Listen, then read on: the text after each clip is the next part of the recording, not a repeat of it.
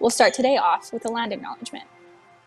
I acknowledge that the land that I am standing on today is the traditional territory of many nations, including the Mississaugas of the Credit, the Anishinaabe, the Chippewa, the Haudenosaunee, and the Wendat peoples, and is now the home of many First Nations, Inuit, and Métis peoples.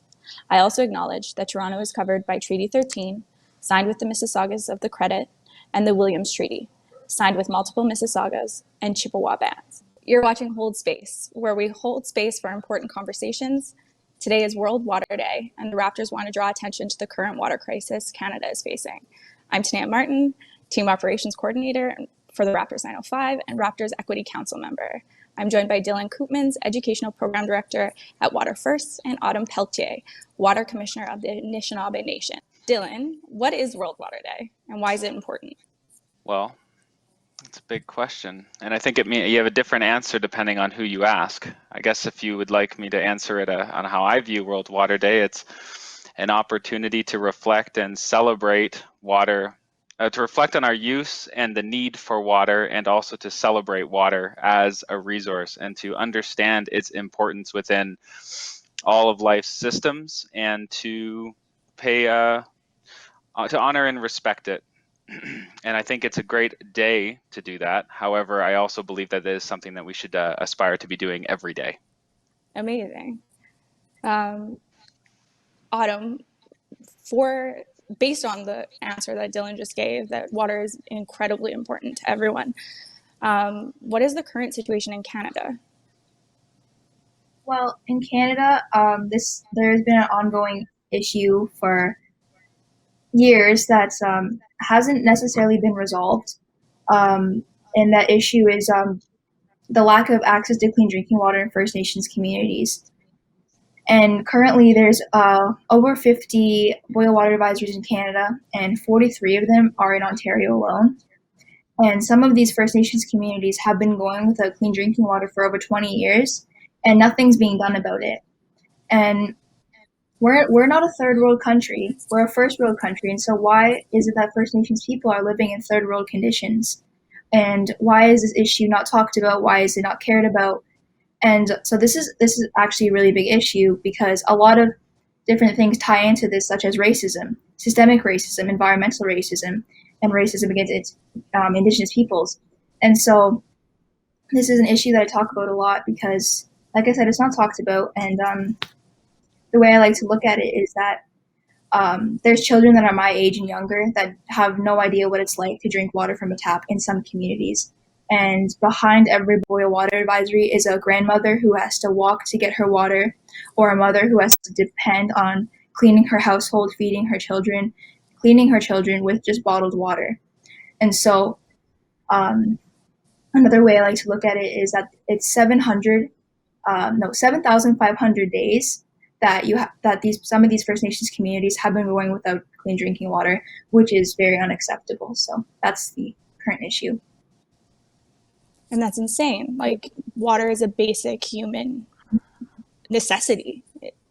How did we get here? Like, how did this start? This question goes to both of you.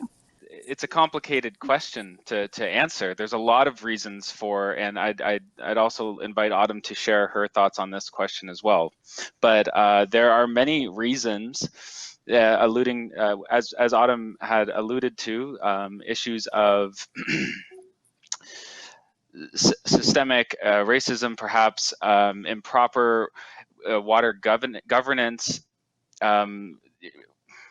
proper water governance rights given to Indigenous communities to be the stewards of their land and their water. And another thing I'll say is to understand the issue, one has to really look at the situation complexly, and not to see it as the exact same situation that's impacting each individual community within, depending on where the community is situated, the specific reason for the long-term drinking water advisory. There's there can be capacity challenges, there can be material challenges, resource-based challenges. It's a complicated issue. That's an important thing to wrap your head around when you're trying to understand the nature of long-term drinking water advisories in indigenous communities. Well, I was pretty much raised in traditional lifestyle, always learning about my culture and like just teachings about my culture and being a woman. And what I was taught is when you're born as an Anishinaabe person, a Native person, First Nations person, you're automatically given the role to protect the water and the land. And women are actually given the role to protect the water specifically because women are water carriers. We carry babies in our water for 9 months. And when the baby's in the womb, your first teaching you learn is how to love your mother and how to love the water. And so that's the big part behind why I chose to advocate for water. How can the average Canadian help in this process or this issue or this crisis? When I'm asked like this type of question is advocating and activism is a very big part of kind of like trying to help support this issue. And I like to say using social media is a good way to support it because it's not like we can just go as a team and like solve all the boil water advisories.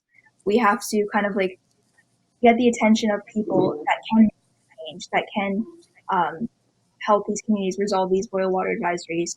Dillon, I know with Water First, you guys also do a really good job of creating programming. Can you tell us a little bit about that?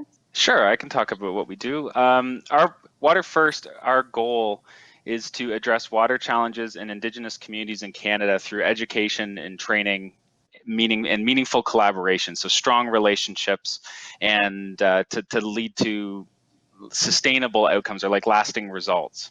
And that's like a very general description. So I can kind of be a bit more specific and talk about some of the other programs that we do. So we work in collaboration with tribal councils, chief and council, and community departments to hire and train local interns to receive experience working in water treatment plants, in undertaking watershed restoration initiatives in their community. An example of that could be restoring spawning shoals that are traditional breeding grounds for certain species of fish.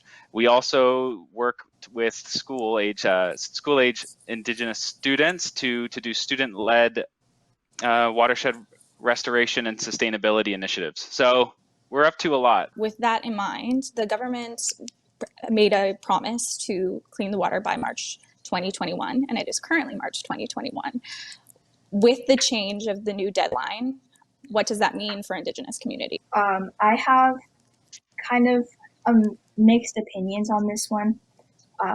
Mixed feelings on this issue because I like to look at it in a good, but I also look at it in a bad way at the same time because these First Nations communities, some of these First Nations communities have been on boil water advisories for over 10, some over 20 years.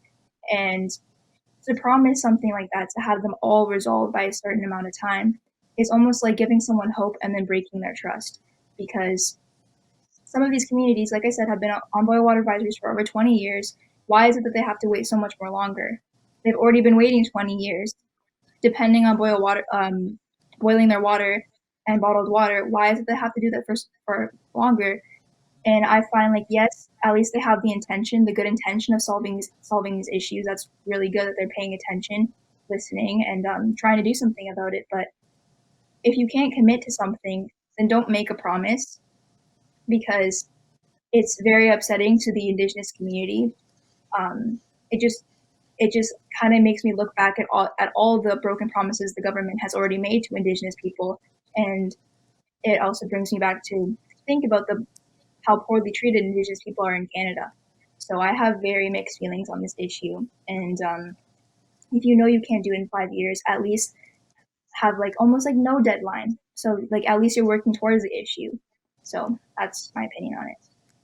Yeah, that's really that's exactly how it is. It's making huge promises and saying that you're going to do something and then being completely ineffective. It is more painful because you're expecting something. Dillon? Yeah, the how to address something. I spoke a little bit about how complex these challenges are, and the how-to is such a tough question to ask. When you're dealing with different scenarios and different communities, you need to address each community based off of their own priorities, their agenda, their needs, and what they would like to see happen in order for these issues to be resolved. And that takes time. It takes time to properly establish relationships, to have effective collaboration and trust take place. And we recognize that at Water First, and we know that it is an ambitious goal to suggest that something like that could happen, and in the time frame and with the time frame that was given, especially with extraneous issues like the pandemic and other things also happening in tandem. So I agree. I think it was an ambitious goal, and I hope that it does not go off people's radars just because it has not been accomplished yet. Hopefully it stays a priority, people stay motivated, and we continue moving to have this issue resolved as soon as possible. Moving into the next phase, where are places that people can go to keep the conversation going and to make sure that it's not just topical, but it's continual or continuous?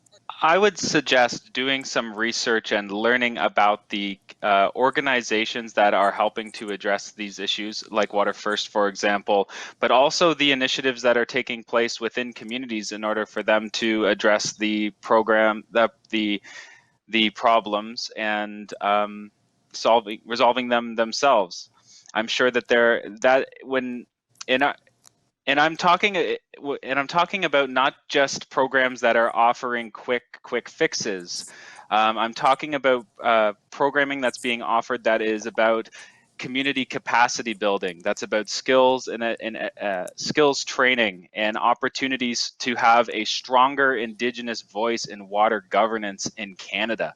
This will help move us a lot closer to resolving this issue. There's also something else to be talked about here, is the discrepancy in the water science and STEM-based learning and STEM-based career fields in general, and having professional Indigenous voices that are advocates for Indigenous communities and helping to resolve these challenges. This is something that we also need to work towards as a country. Thinking back to how long that the First Nations people need to wait, have to wait for this issue to be resolved, this is why I look at it as almost racism or systemic racism, because if this issue was to happen somewhere like Ottawa or Toronto, think about how fast it would be resolved, how fast they would call it a state of emergency or a crisis.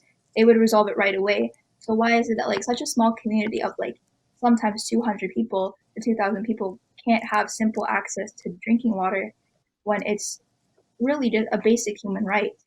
And it's just, my people have been fighting for so long for things that are basic human rights. We shouldn't have to be fighting for that, and especially if it's water. So that's just kind of what I wanted to add on to that question. Thank you both for being so candid and all the work that you do in this important issue. This is just the first of many conversations that the Raptors are hoping to host to raise awareness about the water crisis that's faced in Canada. Happy World Water Day to you both.